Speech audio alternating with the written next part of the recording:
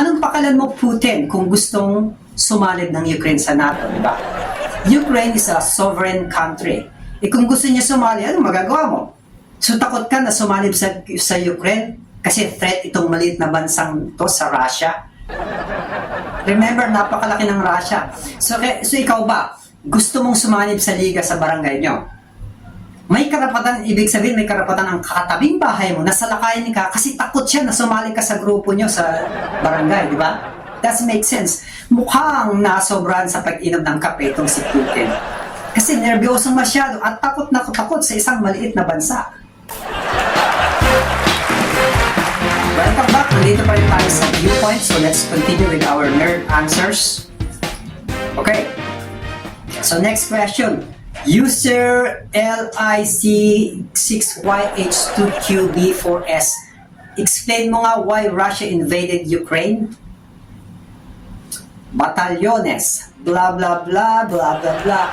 Malamang hindi mo alam ang tunay na dahilan bakit ganyan na lang ang ginawa ng Kano sa Ukraine.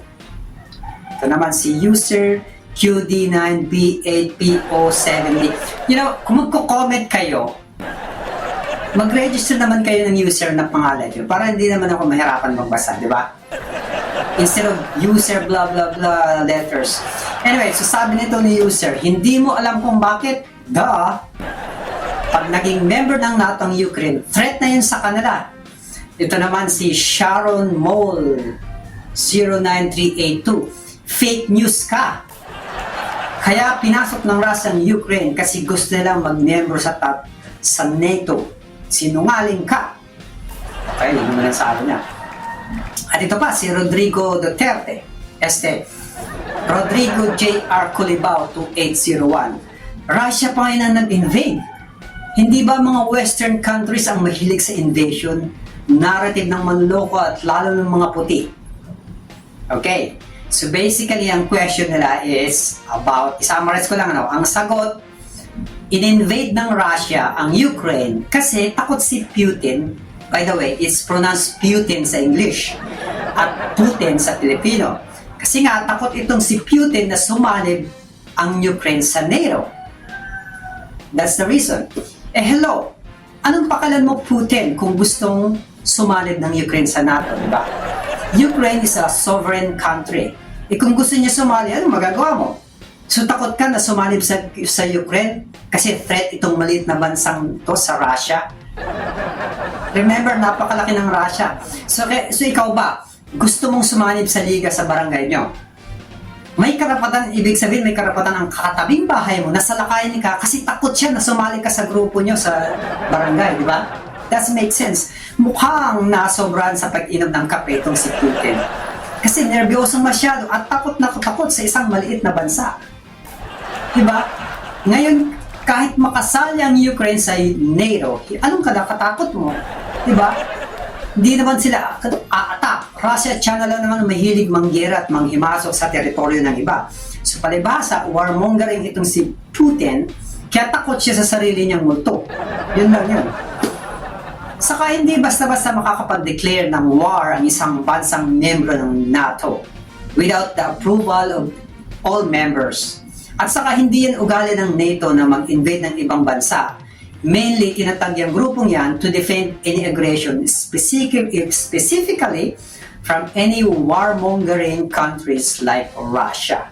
Common sense? So next questions. Ancient Truth 5298. Sila na ang pinakamayaman sa mundo sa 2030. Di na yan mapipigilan pa. According to Elon Musk, China will be 3 times bigger than US by 2030. Many experts said this, Japan is very far from China economy. Magandang statement yan. Yes, maraming expert nagsasabi na tuloy pa rin ang pag-progress ng China, although bumagal nga lang, but eventually malalampasan niya ang US bilang number 1 economy. However, base sa mga huling kaganapan sa mundo ngayon, so yun nga, nung magkaroon ng COVID at sa mga galawan ng China ngayon, sa pamumuno ni Xi Jinping, aka Winnie the Pooh, na kung saan naghigpit itong si Xi Jinping at knockdown niya lahat ng industry. Mga mayayaman at mga malalaking kumpanya, hinigpitan niya. Tulad ni Jack Ma, ang may-ari ng Alibaba. Nakikita niyo ba siya? Wala na siya ngayon, di ba? Lahat ng mga billionaire na kulong na or nagsipagtago na dahil sa paghigpit ni Xi Jinping. Pati mga iba pang industry tulad ng entertainment like K-pop at mga K-dramas, pati ng mga foreign movers sa Hollywood, hinigpitan ng CCP. Talagang binabalik ni Xi Jinping ang kalagayan ng China dun sa panahon ni Mao Zedong. Diba? Very authoritative. So pati nga mga trading partners niya sa West, including US, naghigpit siya. So dahil dyan, bumaba ang trade nila sa mundo. Plus, bumagsak ang kanilang real estate. At isa pa ay naging matatanda na ang population ng China. Which is, in-explain ko na yan sa aking previous video. Check nyo na lang. So ayon din sa mga the same expert na ito, ang pag-overtake ng China sa US bilang number 1 economy sa mundo ay mukhang mapupurnada. Dahil nga sa mga factor na nabanggit ko. Diba? So, we will see kung ano mangyayari sa 2030. At isa pa, hindi porket number 1 economy ka sa buong mundo naging maayos ang buhay ng mga mamamayan mo. Tingnan namang US, number 1 economy sa buong mundo, pero maraming Amerikanong naghihirap. Diba? So what's the point? Make sense? Ikumpara mo sa mga bansa sa Europe like Switzerland, Sweden, Finland at iba pa. Wala sila sa top 5 economy in the world, pero mas maayos at mas maganda at mas masaya ang kalagayan ng buhay ng mga mamamayan nila. Diba? I-compare mo sa top 5, US, China, Germany, Japan at India. Yan yung top 5. So top 5 nga sila pero ang daming naghihirap sa mga mamamayan nila. So what's the point of being top economy in the world kung hindi maayos ang kalagayan ng lahat ng citizens, diba? So what's the point? So it doesn't matter, diba? So next question. Dun sa mga insults, by the way, judgmental statement, personal attacks, masagot ko sa mga yan troll somewhere else. I don't have time for you. Okay? So, doon na tayo sa next questions. Alexander Kalov. Yung panahon ng colonial mas matindi, mga European countries. Mr. Bean found land. Mr. Bean has found a land.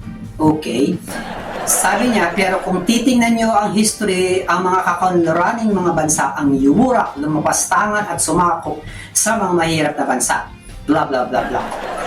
Beat you 2, 3, 4. Mas matindi ang Amerika at UK. So basically, it's about history. Ang sagot, well, this is 2024. You are talking about the old times, way back medieval times.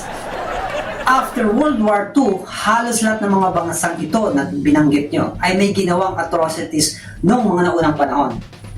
Lahat sila, they made amends on their past crimes. And all of these countries are trying their best to be a better government for their people and to the world.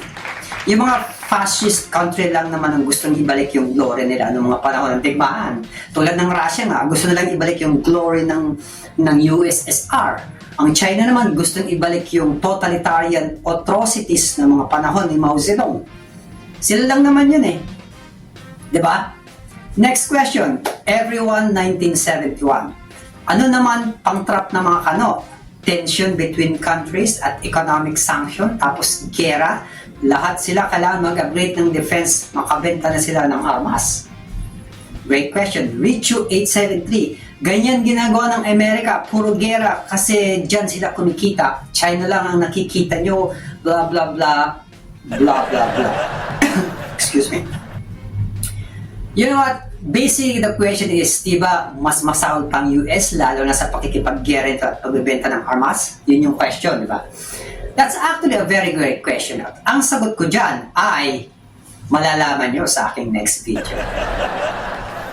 Kailangan kasi ng buong video commentary para dyan kasi mahaba-habang explanation dyan. It's a very complicated and it involves history.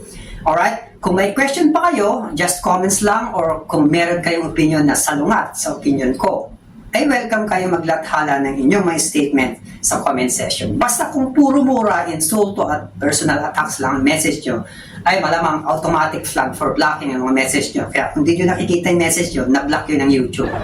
Magbabalik ang viewpoint. That's it for this episode, mga nerds. You can subscribe to my channel or follow my page kung hindi pa kayo na-annoyed sa mga videos ko. Kung gusto nyo pa rin mapanood ang aking mga susunod na episodes, i-click nyo lang ang notification bell para lagi kayong updated sa mga future segments ng Viewpoint. See you next time, mga nerds.